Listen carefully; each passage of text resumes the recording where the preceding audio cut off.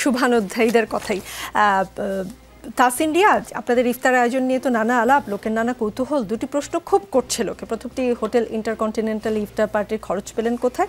আপনারা বিভিন্ন প্ল্যাটফর্মে সেটার উত্তর দিয়েছেন। আপনারা জবাবে বলেছেন বড় ব্যবসায়ীরা আপনাদের অর্থায়ন করেন, নিজেরা চাঁদা দেন, টকশোর টাকাও যোগ হয়।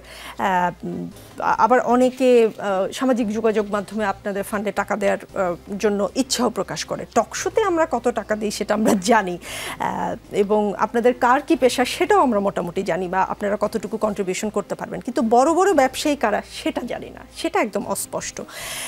আচ্ছা, ফ্যাসিস্টের দোসর, মানে এই যে ট্যাগিং কালচার শুরু হয়েছে বা কেউ কেউ করেছে, এমন ট্যাগপ্রাপ্ত কেউ আপনাদের টাকা দিয়ে ট্যাগ মুক্ত হতে চাচ্ছে না, তো সেটার গ্যারান্টি কি?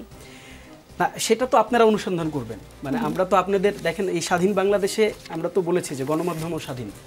বরং আমি আপনাকে মানে সাদরে আমন্ত্রণ জানাতে চাই, আমরা খুবই উদার মনা হয়ে আপনাদেরকে আমরা মানে গ্রহণ করতে চাই। আপনারা অনুসন্ধান করেন, করে দেখেন যে ধরনের কেউ, আমি একটু একটু একটু পরিষ্কার করি, যে ধরনের কেউ আমাদেরকে চাঁদা দিচ্ছেন কিনা।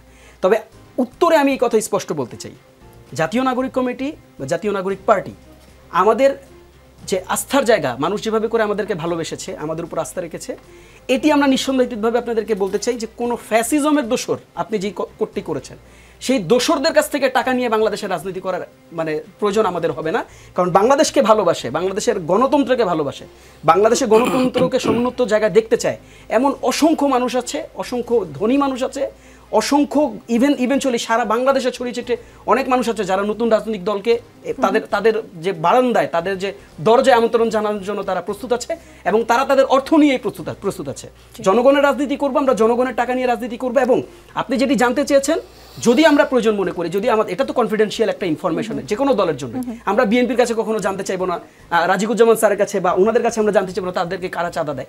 বরং এতটুকু আমরা নিশ্চয়তার সাথে বলতে চাই যে আমাদের কাছে অযাচিত, যারা কিনা দুর্নীতির সাথে সম্পৃক্ত, এরকম কোনো মানুষের চাঁদা, দলেরই আয় ব্যয়ের হিসেব জনগণের সামনে স্পষ্ট হতে হয়।